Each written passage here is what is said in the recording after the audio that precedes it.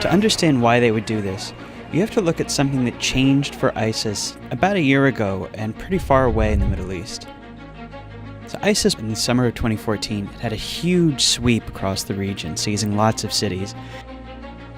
Starting in early 2015, the group began to suffer some real defeats in Syria and Iraq, lost some major cities, started to come under attack from American airstrikes, and in just a few months it lost a quarter of its territory. But this posed more than just a military threat to ISIS. It had always operated on a narrative of victory and invincibility, and it used that to recruit and motivate fighters over other jihadist groups, and it needs those fighters to survive.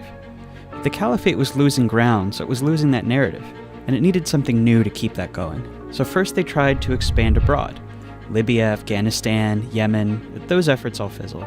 In the summer and fall of 2015, ISIS found its solution by launching mass terror attacks against civilians abroad.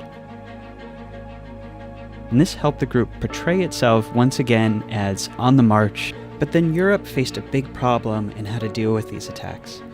Because the hard truth is that most of these attackers aren't foreigners, they're not refugees or migrants, they're actually European nationals. And you can't just close the border to keep them out if they're actually from Europe. And a lot of them are people who went and joined ISIS or other terrorist groups, so-called foreign fighters.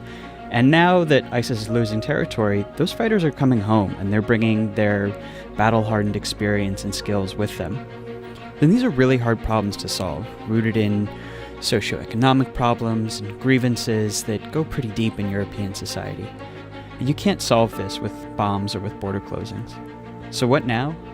It seems likely that as ISIS keeps losing its territory, it's going to become something like what it was before, when America was fighting the Iraq War in the mid-2000s.